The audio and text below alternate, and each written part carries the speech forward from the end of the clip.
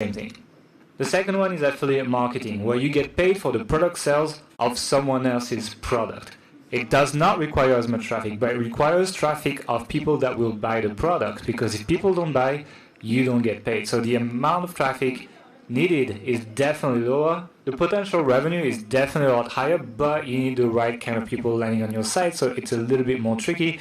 The third way of making money is to sell stuff to your audience. That can be virtual stuff like courses, like services, that kind of stuff, or real stuff like physical products. It's by far the highest profit that you can make from a website, but it's also the hardest to achieve. There is a lot of moving pieces. You have customer service, you have marketing, you have processing payments, you have delivery, logistics. All of that needs to be managed at the same time, which is definitely a challenge, especially if you're a beginner. And on top of that, to actually get people to swipe their credit card on your website, you need to earn their trust, which takes quite a bit of work, and people won't be paying on any website. They need to feel good about this website.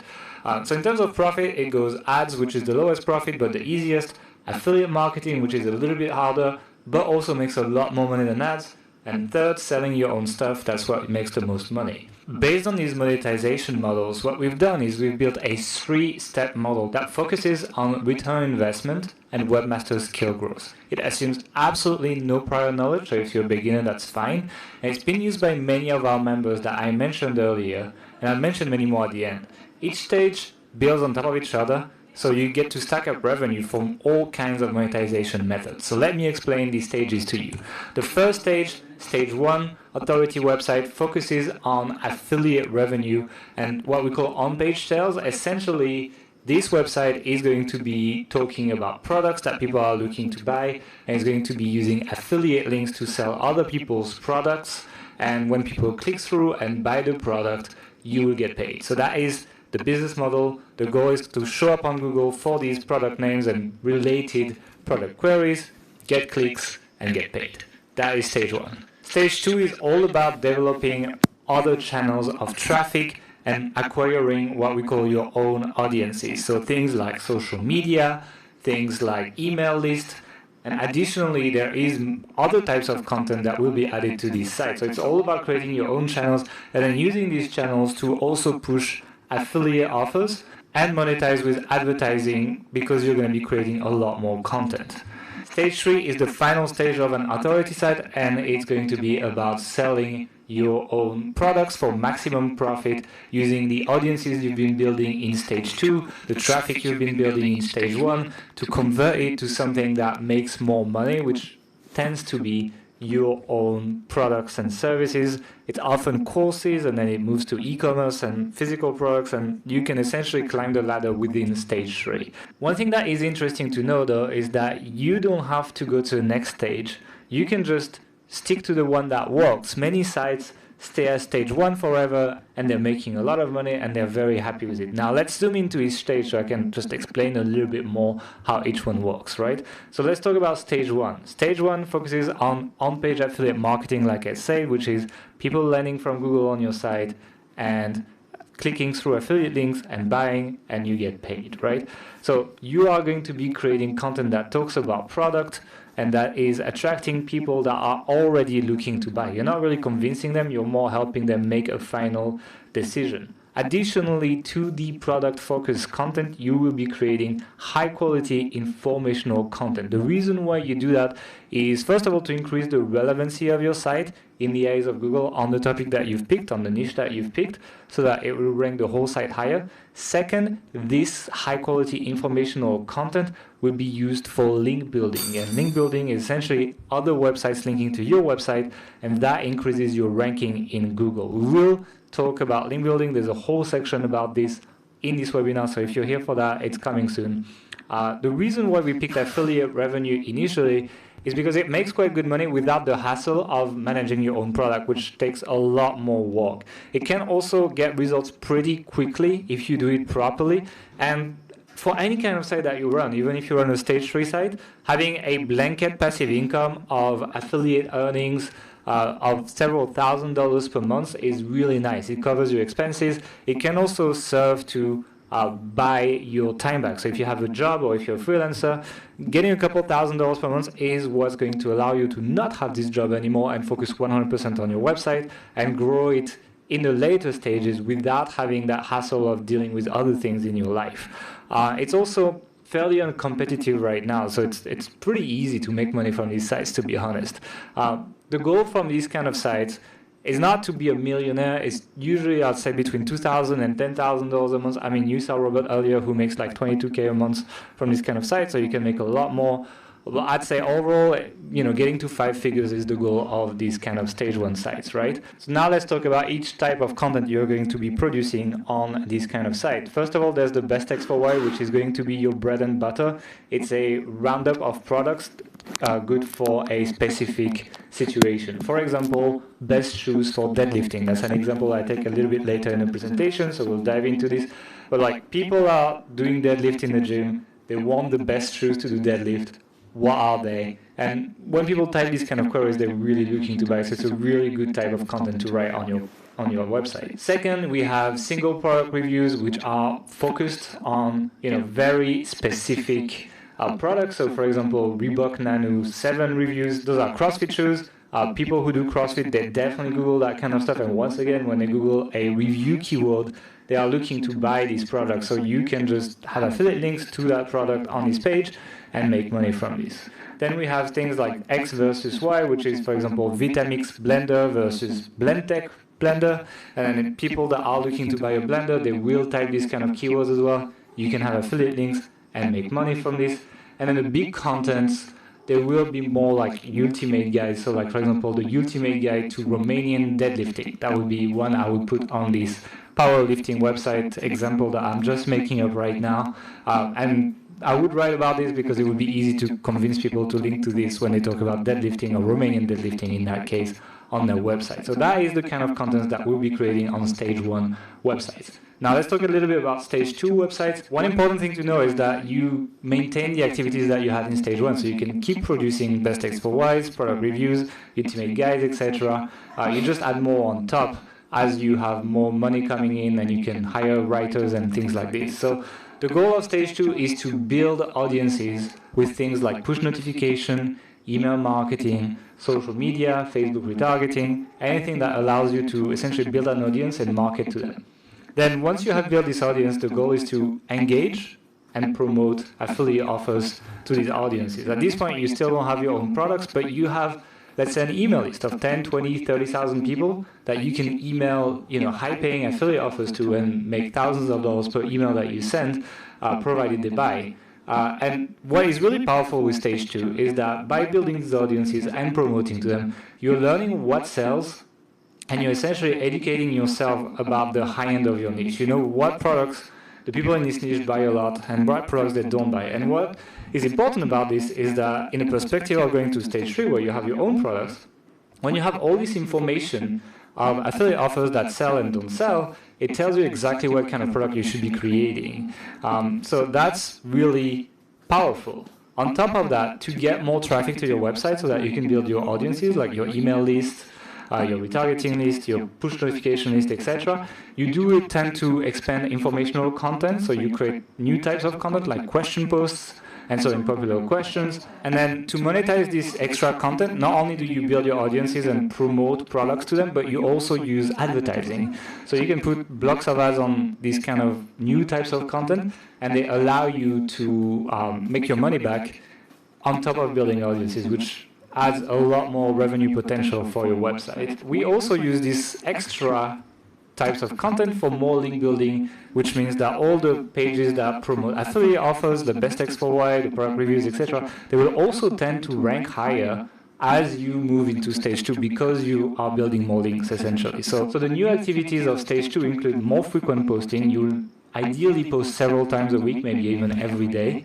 More informational content compared to monetized content. So in stage 1, we tend to do 80% monetized content, so product-related content, 20% informational content. In stage 2, it tends to be the opposite. It tends to be 80% informational content, 20% commercial content, because we build these audiences, because we already have a lot of commercial content that can make money for us, etc.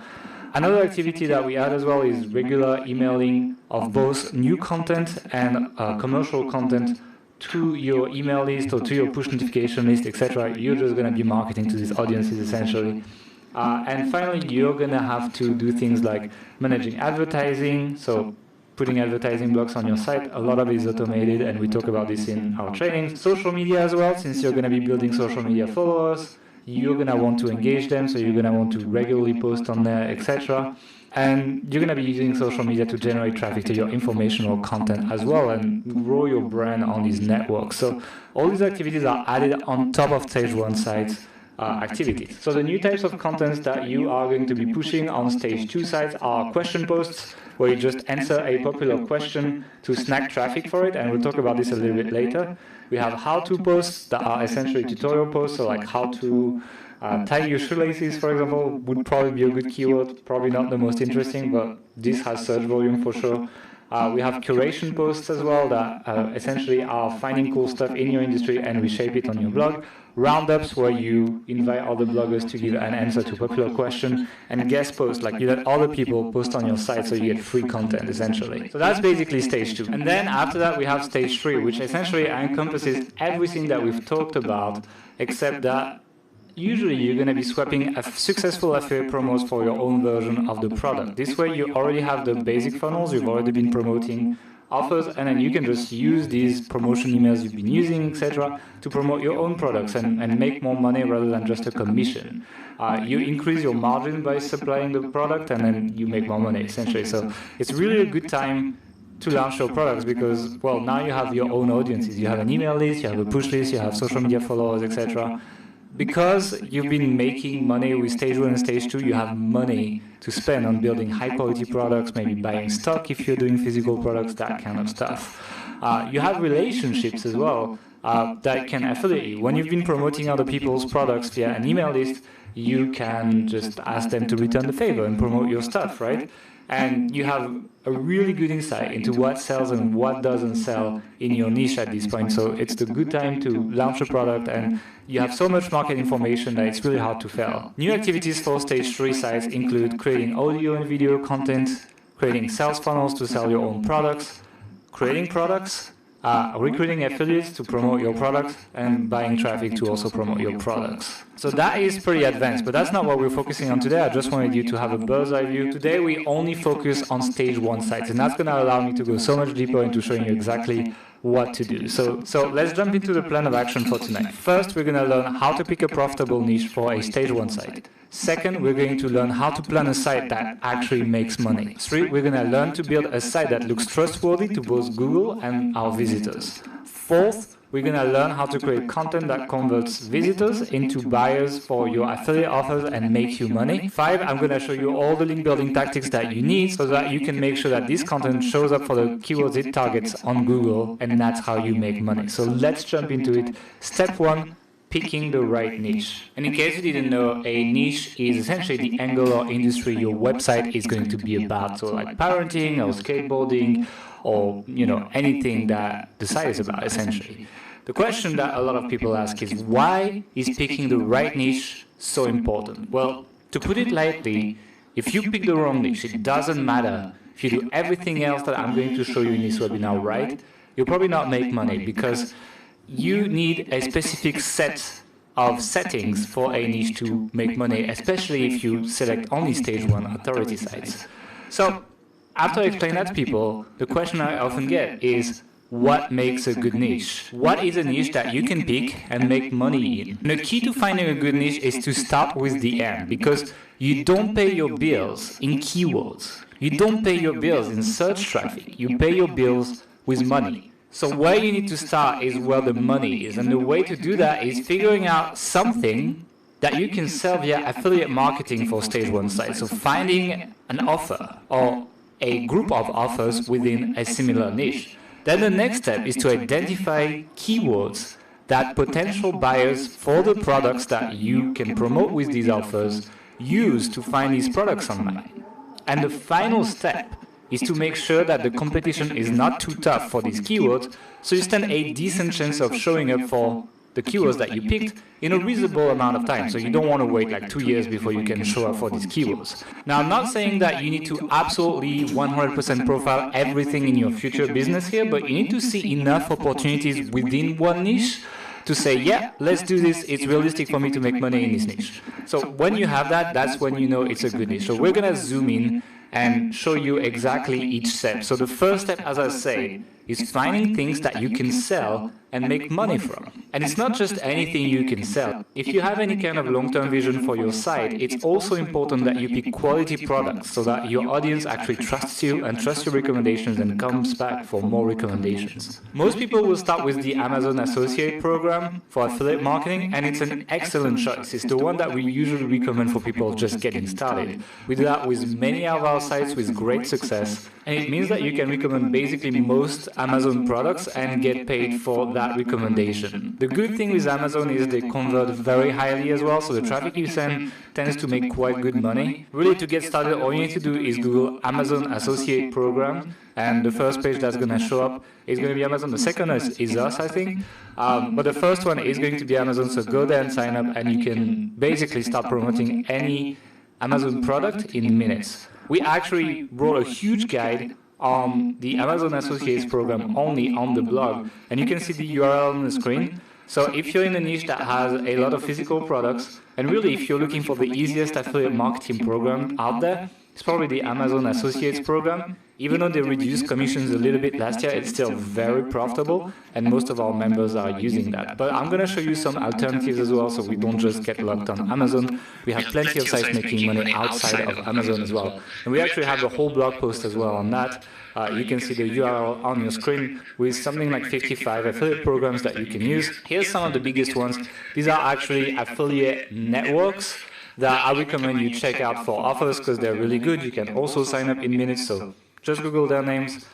Commission Junction, Carousel, ClickBank, Peerfly, Flex Offers, and there's many others. Actually, you can check the blog post.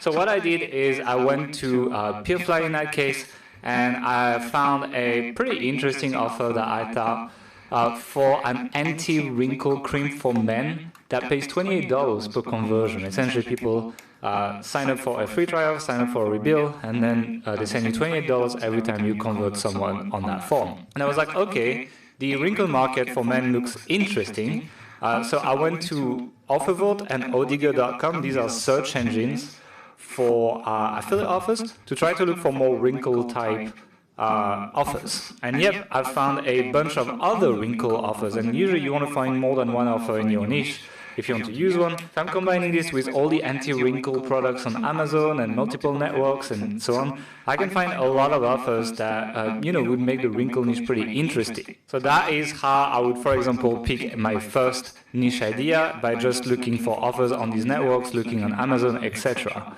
The second point that we talked about earlier was, is there people looking to buy the products you can promote? So I took another example so that you guys get plenty of examples.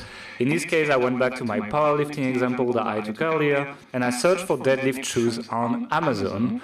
And as you can see, there's plenty of items for sale that I could be promoting. They're not that cheap, so I could make decent money if I actually get people to buy them. And then I am using a tool called Ahrefs that you can find on ahrefs.com.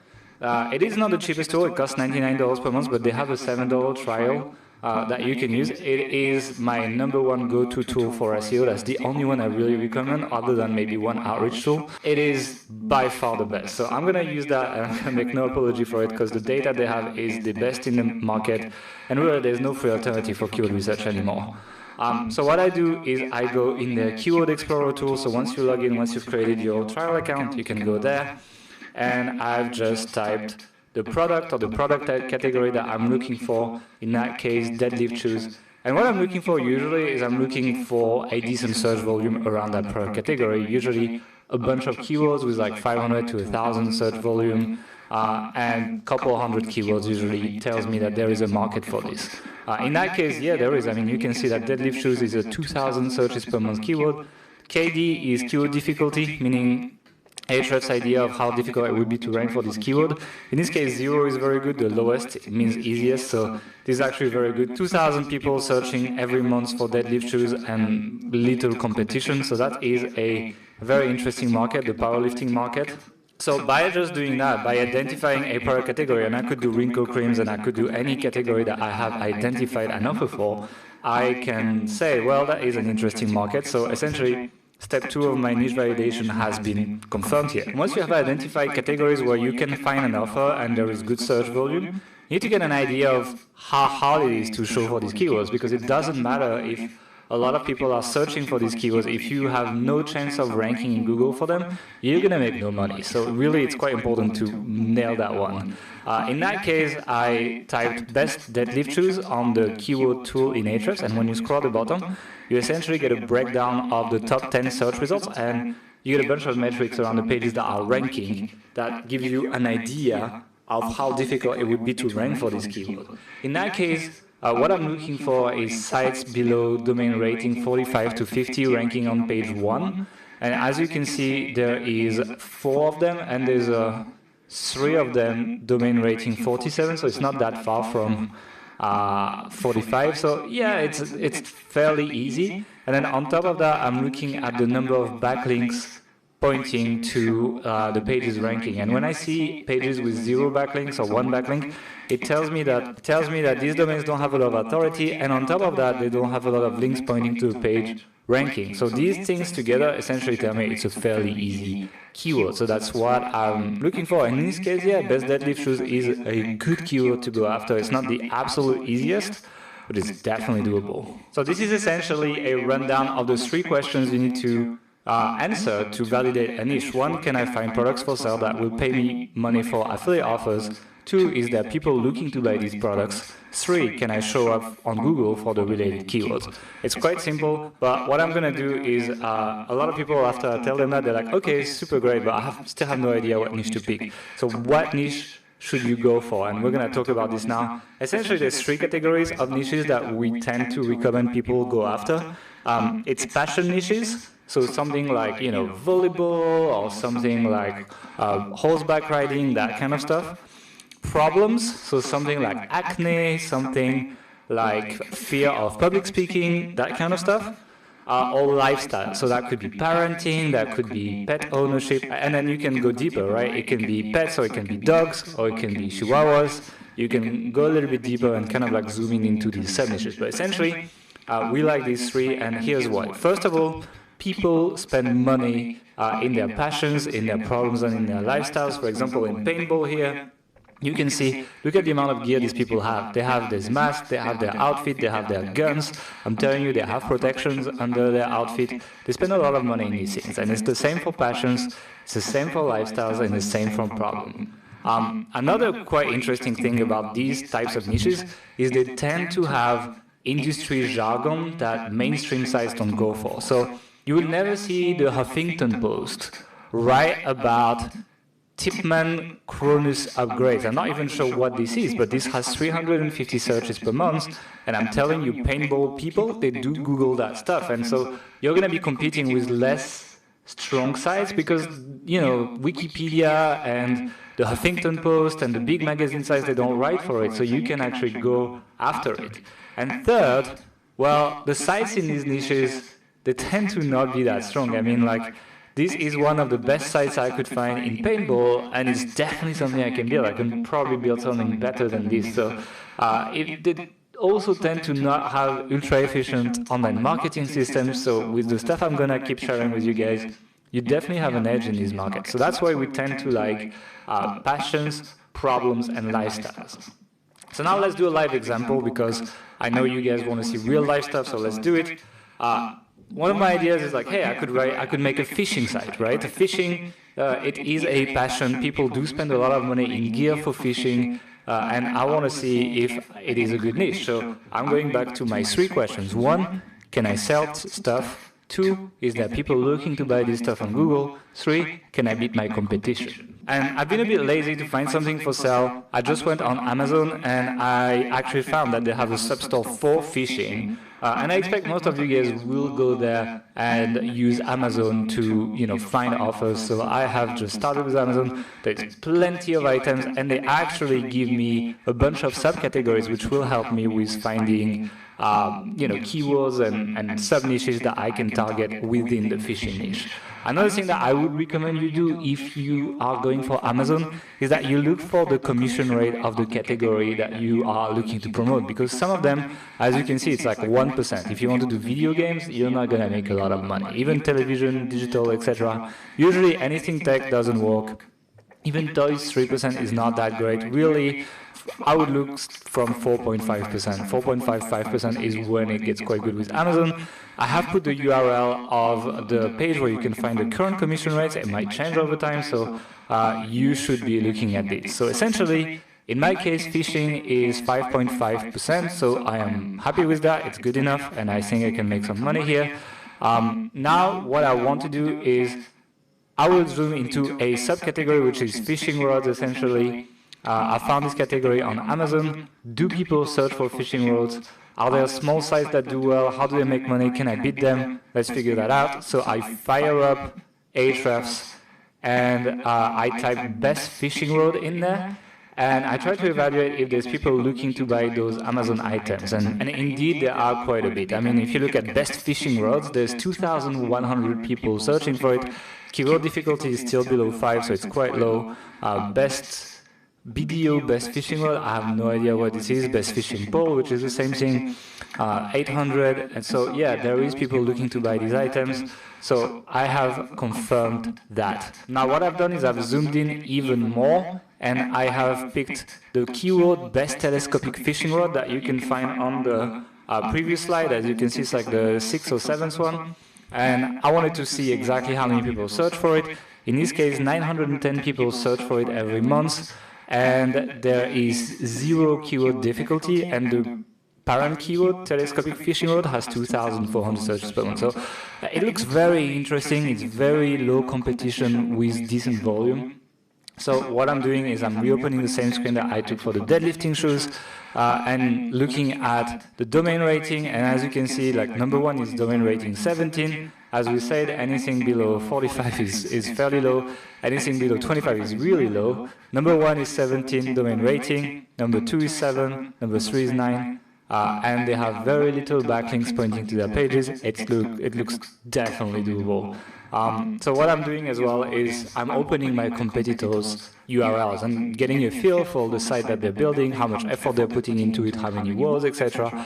So in this case, the first one is Fish Finder Source. Domain rating is 17. It has 375 linking root domains to the entire site. A lot of them are crappy, to be honest. And the blog post has around 1,000 words. It's an average Amazon Associated article. It's not terrible. It doesn't have a lot of links pointing to this page. The domain rating is low. It's definitely beatable. They are like not the absolute easiest. I've seen worse, but it's quite doable. The second one is bestfishingtackle.com, domain rating 7, which is extremely low. I mean, I could have this domain rating in like a couple of weeks easily. 65 links pointing to the site, 1,227 words to this page. It's really average. It's really nothing special. As you can see, it looks like they just put a stock theme on there and it's just been rolling.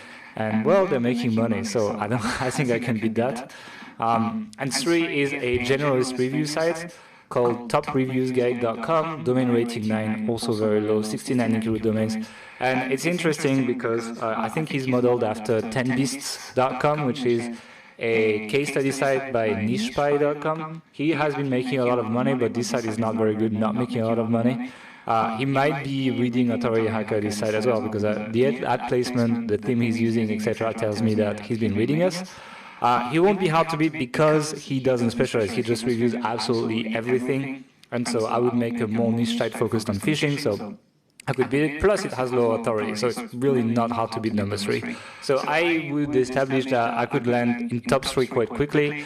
Number 1, it would take maybe a few months, but I would probably get there. So now I have answered all 3 questions for the fishing niche. Can I find items that sell for money and I can get paid for? Yes. Are there people on Google looking for these items? Yes. Can I realistically beat these people for these keywords? Yes. Obviously, you should do this for more than one keyword to establish like how good a niche is and to get to know your competition. But when you get to a yes multiple times, looking at maybe I would have been going into fishing nets and that kind of stuff and look at how difficult it would be. Once you say yes multiple times for a single niche, then you can go for it. It's definitely doable to make money in that niche.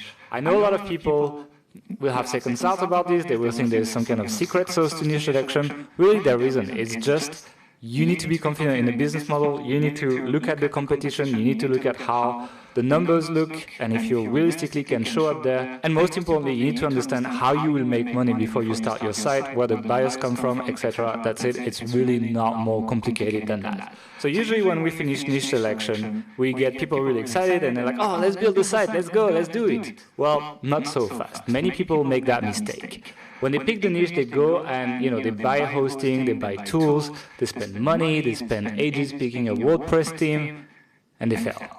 Now, the next step is not building the site. The next step is planning your site very carefully. Because front-loading the planning means you're going to be saving money and have a more precise idea to the business model and think more about it and validate it, right? So if you're having second thoughts, like if you have been going a little bit fast on niche selection, which a lot of people do, you can, revalidate that by planning every single page on your site and be like, okay, now I have a full vision of my site. Does it make sense? Can it actually make money? And if yes, then actually spend the money and build it. If no, then you can still cancel things and the only thing you've lost is time. So the goal for this step is that we want an exact plan of what's coming up for the site. And I mean every single page of what we call the version 1 of your website, the V1, the initial release of your website. And that means every keyword you're going to attempt to rank for, everything up until the point where it is a profitable venture. And the goal is to build a sitemap like you see on the screen right now, with every single page listed like this. In that case, I didn't do every page for the site, I just did one category, which is the reels,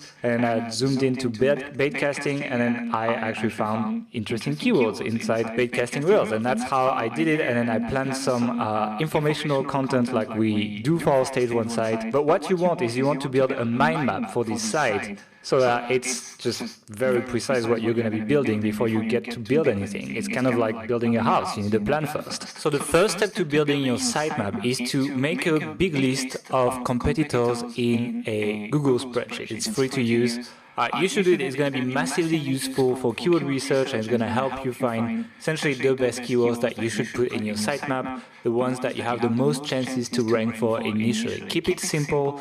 I only rate the domain name and the domain rating and the estimated traffic from Ahrefs. If you don't have Ahrefs, you can still do it with the free Moz bar and tools like similarweb.com. I would recommend you list 30 to 40 sites in your niche. It's really going to be useful. So how do you find competitors if you don't know your niche very well? Well, what you need to do is you need to look for keywords besides that you already found in your preliminary research rank for, and you just put them in Ahrefs and it gives you the keywords that this site ranks for, and you can just find small sites that are competing with them on the various keywords that they rank for, and so I can fill my spreadsheet very, very quickly. So for example, in this screenshot that you see on the screen right now, I put fisherpants.com, which is one of the sites I found in my research, and I found all the other sites that I highlighted in the screenshot just by checking the other sites that ranked for best spincast reel. And all of these are quite low domain rating, and I know I can be competing with them. So I've added Southdoors, Reel Chase, Bass Fisherman Guide, and bcfishingjournal.com into my spreadsheet. So that's essentially the first step. First step is build your competitor spreadsheet. Now, before we jump into the actual keyword research tactics, we need to talk about one thing that very few people consider. It's editorial balance. Do you remember the stage 1 site diagram that I showed you at the beginning? There's essentially two types of content. There's the content that sells, that makes money, and the content that essentially doesn't sell, the informational content. The content that sells is the best X for Y and the product reviews, and the content that does not sell is the big ultimate guides. Guides are here to acquire links to our site and to lift the authority of the site so that all the content that sells actually ranks. Now the question is, to make your site rank, you need to think about how much content that sells and how much content that helps you rank do you need. Usually for stage 1 sites we go 80-20. 80% of content that sells to maximize the revenue, and some of it is going to fail, some of it is going to hit, and if you do around 40-50 pages on your site, you can definitely get some hits at 80%, and 20% of the content that we create does not sell anything and is only here for links. And keyword research will be massively different for these types of content, so it's quite important that we talk about this editorial balance. If you remember the sitemap that I showed you earlier, you can see the breakdown between the sales content, which is on top, and the links content, which is at the bottom. In that case, I'm missing a little bit of links content, so if I wanted to plan more content for my site, I would do more guides in that case. So now let's jump into proper keyword research and sitemap building. Before we get in it, I'll share with you the tool that I'm using to do my sitemaps. It's called Dynalist.io. It's very good. It's 100% free. There is a desktop client. I love it. You should really consider using it to build your sitemap. And first, let's talk about the content for links, which is the 20% of content we're going to create for our stage 1 site. As I said, those links will help the site rank in Google quite quickly. The tactic is fairly simple. First, find content that has a lot of links in your niche. 2, make a more updated version / better looking version of it. 3, reach out to the people that link to content similar to that piece and ask them for a link. Don't worry, we have ways of speeding up that process to make it easy, and it's coming. But first, the content. This is what we need to even start building links. In this case, I took infisherman.com and put it in the Content Explorer in Ahrefs, which is one of the options on the top menu. I then sorted the results by referring domains, which is the pages that have the most links show up on top. And by sorting it out, not all articles were relevant. Some of them were a little bit too specific, like some about Illinois and so on. But I found 2 articles that were very interesting for the kind of content I'm looking to create. First, one that is the best fishing times, and it's essentially a calendar that tells people when they should be fishing. And the second piece I found is the 10 top fishing weather conditions that affect your fishing results, essentially. So these are 2 pieces of content. The first one got 109 links, the second one got 22. And so these are pieces of content that I would consider building on my site to attract links to it. For the keywords I should be targeting with these pieces of content, I just expand the details below and look at the big ones. In that case, the main keyword would probably be fishing calendar. I would be targeting that keyword for that piece of content. And actually, they even give you the people that you should be reaching out to. These are the people that link to this page. So there's 108 of those. But I'll show you how to do this later. Actually, when I type fishing calendar into Google and I check the top 10 results, I see that in total there is 696 linking root domain opportunities. So that is a great content folding topic. If I create a really good fishing calendar on my site, I can reach out to probably 1,000 people if I dig a little bit deeper, and even if 5% link to me, that's 50 links to my website. So that's quite a lot, and it's already more than some of the competitors that we found earlier for these non-competitive keywords. So really, it's quite possible that I could outrank them with a single piece of content for links. So that is the strategy that I recommend to brainstorm your content for links for your sitemap. Now, it's all cool, but once again, let's think about money, because that's how I pay my bills. So how do we find money keywords? Well, you start again with what you want to sell. So I'm back on Amazon, and I'm going to be checking Reels this time just to vary a bit and show you different examples. Then I throw it into the Keyword Explorer, add a modifier. In this case, I've added best, so only keywords that include best to check the results. And I like the keyword best bait casting reel because it's low competition and the volume is interesting. I mean, you can see that there is 500 searches. That's quite decent already. So I zoom in, I check the competition, and yep, the #1 result has 12 backlinks on a domain that's domain rating 9, which is really, really low. And there's 5 more domains below domain rating 20 on the first page. Most pages have basically no links. I could probably go after that. So that's basically what I do. I find my product, I try to find related keywords on Ahrefs, and I rinse and repeat. Essentially, as I find the good ones, I fill my sitemap until I have my 80-20 ratio based on the number of pages I want to create for my first version of my site. Once you have your sitemap, it's now finally time to get into site building. Nowadays, building sites is very easy. You shouldn't be afraid by the tech. You can drag and drop, and you don't really need any coding or HTML knowledge, as you can see on the slide right now. But before you actually get to building the actual site, one thing that you need is to build some kind of branding for your site. You need an identity for your business. Your brand will make you look trustworthy when you outreach, meaning that you will get more conversion for all the marketing that you do with a decent branding. And you'll probably stand out from the gazillion of other websites in your niche by looking a little bit more pro. Additionally, the people that actually visit your site, they think you're more trustable, and therefore they'll click more on your affiliate links and you'll make more money. So really, it's really worth it to spend a little bit of time on branding, nothing too crazy. But the question that people ask, especially when they've never done marketing, is how do I build a brand? And really, you need three things to build a brand identity online. You need brand colors, you need a brand font, one or two, and you need a logo. That's basically the 80-20 of building your brand. You could spend days and thousands of dollars, but really you don't need to. You just need these three things. And let me show you little hacks to just get these together. First, for the colors, all you need to do is piggyback right the work of other companies and the work that they've paid so much for. They've hired designers, they've hired really, really good branding teams to, put together brand colors, and colors cannot be copyrighted, right? So you can steal colors from another company. I don't recommend you steal the colors from another company in your niche because that would be very obvious. But if you pick the colors from, let's say, Adobe, for example, in your brand, well, and you have a phishing site. Nobody's going to know that it's Adobe's colors. People won't even recognize it. So it's totally worth it, and it's completely fair game as well.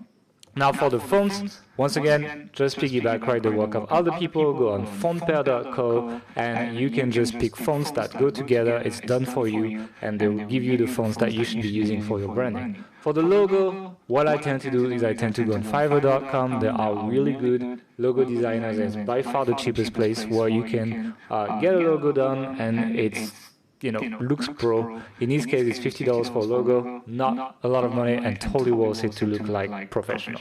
So now that we're done with the branding, let's talk about the technical side of things to set up a website.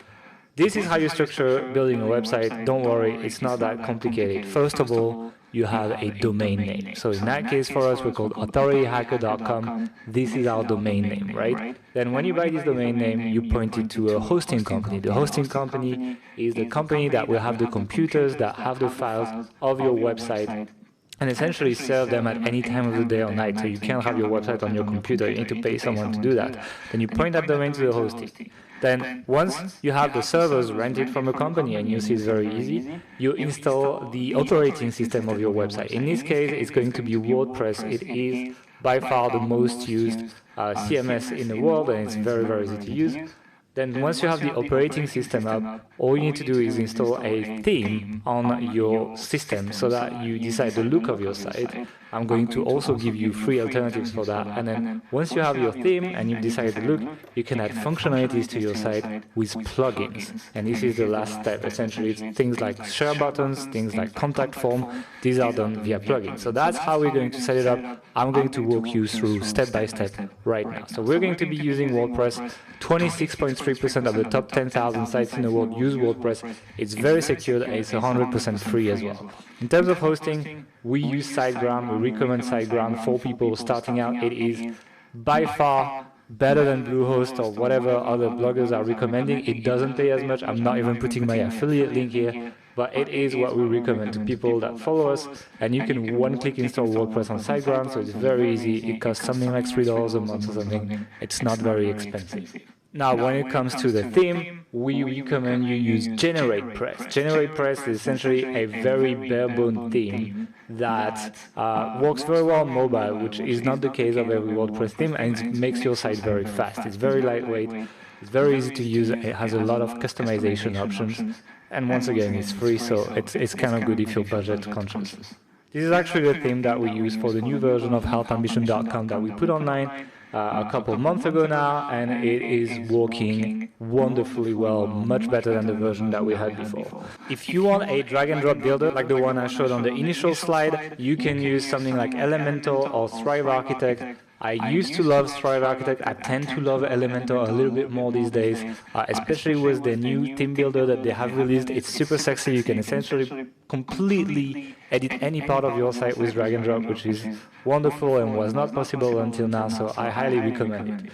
In terms of extra plugins, if you're going to be doing Amazon affiliates, I recommend AAWP. You can get it on getaawp.com. It is what we use to do the Amazon widgets on Health Ambition. It's a really professional way of displaying affiliate offers on your website when they are coming from Amazon. So highly recommend it. And Yoast SEO is also a plugin we use.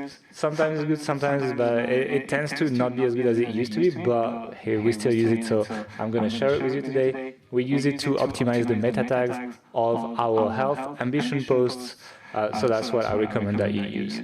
Now, in terms of site building, and I can't really show you too much on PowerPoint here, but if you want to be building the sitemap that you've been planning earlier, you just need to do it with WordPress categories. As you can see, we do it on Health Ambition here. You have beauty, then a subcategory which is hair and nails.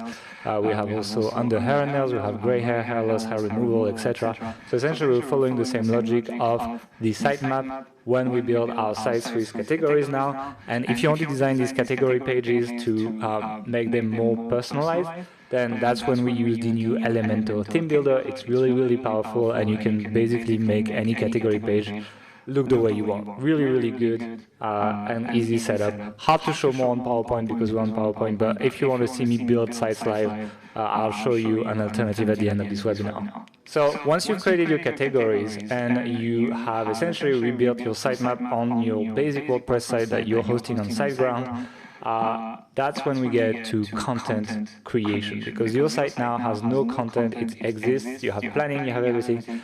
We have a skeleton essentially, but now we need to put content on it. Now, blog writing at a professional level is all about content formats, meaning repeatable processes that you can do again and again and again. And we briefly mentioned the templates when we talked about the stages. Remember when I did stage 1, best text for why, product review, ultimate guide? Those are all content templates, and you can see real-life examples on healthambition.com, for example. What is the best women's electric razor in 2018 is a best text for why. Fat loss factor review is a single product review. Caffeine addiction, myth or reality is a ultimate guide / skyscraper article. So you can see that we use these templates in real life, and you'll find dozens of these types of articles on Health Ambition, plus more types because we're in stage 3 right now. So I'm going to take one of these templates and kind of like zoom in to show you what you can expect from a content template. What is a single review? Essentially a post that reviews a specific product. The people that read it will probably already be interested in the product, or they will be followers of your site. It's either way. The suggested word count is 1,500 words to 2,500 words, and the keyword types that you target for this kind of posts is product name plus review, product name plus review, product tutorial, product versus alternative, product coupon, etc. And really, this relies pretty much entirely on SEO, and the goal is to make an affiliate sale. So once again, I did a real-life example here for you. I went on Hkgaming.com and I found a product called Ted's Woodworking, which is a big woodworking affiliate offer. They pay $62 per sale, so it's pretty interesting if I manage to rank for it. And what I did, once again, I put the name of the product inside Ahrefs. The difficulty is low, the volume is high, so it's definitely looking like an interesting topic. And then what I wanted to have is I wanted to have my template ready, so the writers know exactly how to write the article if you have a writer, and I'll show you how to get one. All your articles consistently, have the same format, which is part of your branding experience as well. And templates also help kind of like aligning your vision of the content with what the writer is going to write. If you make it too short, it's hard to convey what you want to your writer. And when you spend less time editing the content they send you, you essentially save money, so it's totally worth it. And whenever you can, really, you should try to provide the product to the writer, right? So let's zoom in our single product review template. And I'm going to go quickly, but essentially, that's what a template for a piece of content looks like. You can see there is the description for the post, there is examples of articles, there is site information for the writer if they don't know about the site, so the market you're in, the philosophy of the site, the product reviewed, the general stance towards the product from the editor, so do you like it, do you not like it, do you think it's good or bad. If the author is ghostwriting, you put also the name of the person they will write as, the gender, the age, a little bit of bio. And then there's a bunch of essentially editorial information for people to follow, like don't use salesy language, go simple, use the first person and second person, never mention reviewers professional, no salesy language, no filler language, and then we actually break down the actual parts of the article. So first, the introduction, we're like 50 to 75 words, emphasize with the reader, try to essentially be in their shoes. Section 2, things to consider before buying, product category, so like kind of like informational piece on like what you should consider before you buy. Section 3, presenting the product, so talking about what's inside, describing the contents, etc.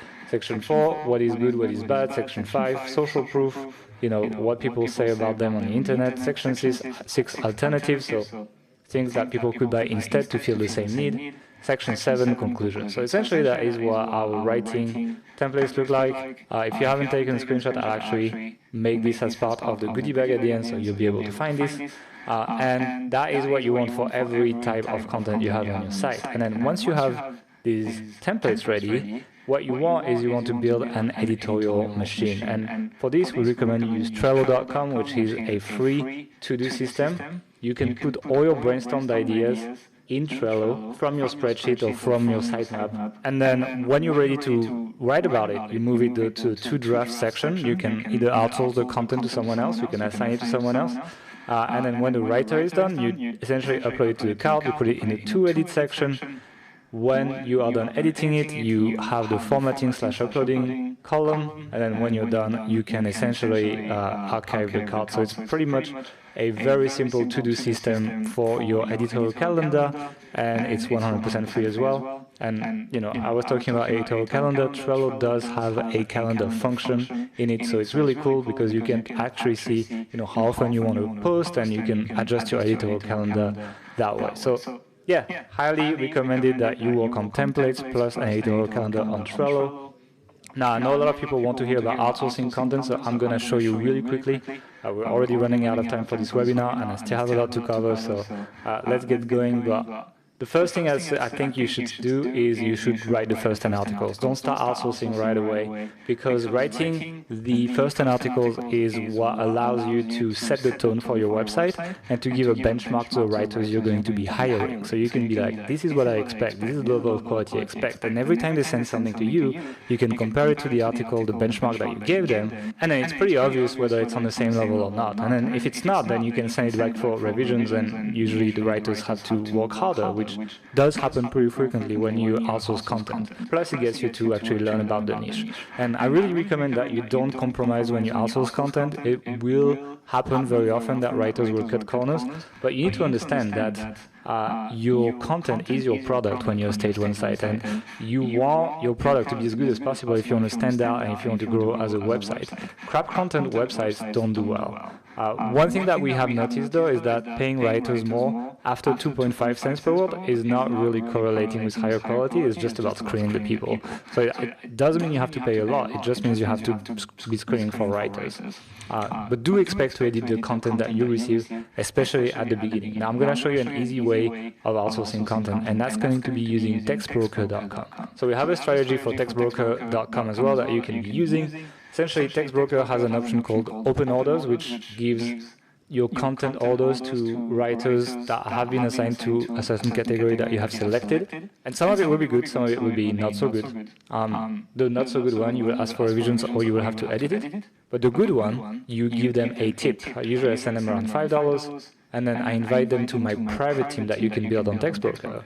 And then once you have a private team of like 3 to 5 people that can write for you regularly, you can send orders just to this private team, and then the quality of the content you get on TextBroker for the price you pay is probably one of the best ratios on the market. It's just TextBroker is probably more for beginners than it is for advanced people. It's not the absolute best content, but it's good enough to get started. So the first step to TextBroker is to actually go through the open order interface. As you can see here, it's what it looks like. So you actually fill all your information, and then you put the word count, you put all these kind of things, and then you get to order your content, and then you just press order and it goes through. when a writer does a good job, you have the opportunity to give them a tip, as I said.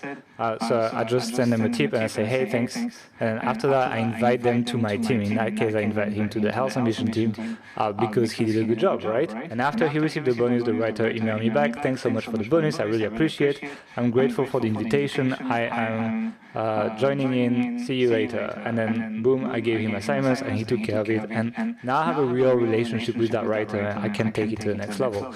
And when he's in my team, I have the team order interface that makes it easy to just send orders to the writers that I have liked in the past, and that gives me much higher quality content for basically the same price.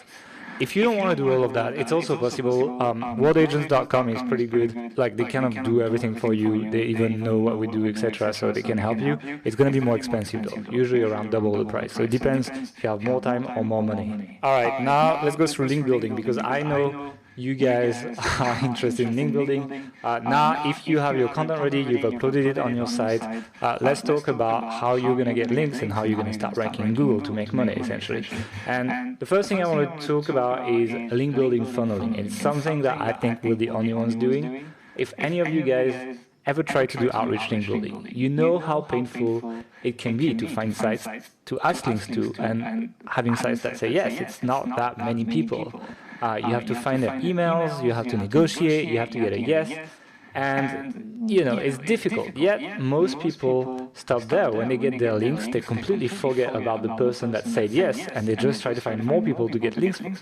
We actually disagree. We think that you can get a lot more from someone that said yes in the past. And so that's the technique that I'm going to teach you today. And that is the process that we've been using on Health Ambition for the past 2 years. And we've built over 3,300 linking root domains in the last 2 years. So here's the link funnel. What we do essentially is we reach out to people that link to similar articles to ours, like I explained earlier, and we ask them to link to our content.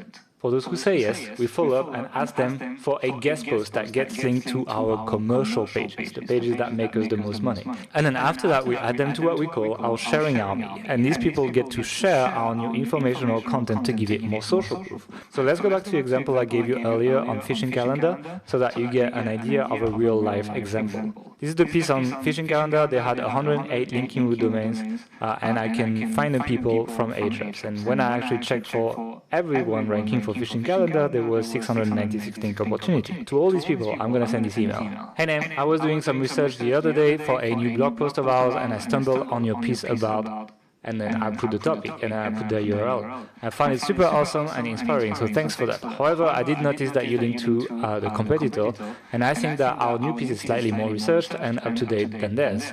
I'd love it if you considered also adding it to the page. Here's the link for you to check, and then I just put the link to the piece. And then I'm like, hey, let me know what you think. Don't hold back, I can take it. Thanks again for the awesome blog. I'll be reading and sharing you guys to our audience regularly from now on, and then just put your name. Essentially, do that, but don't copy paste it, because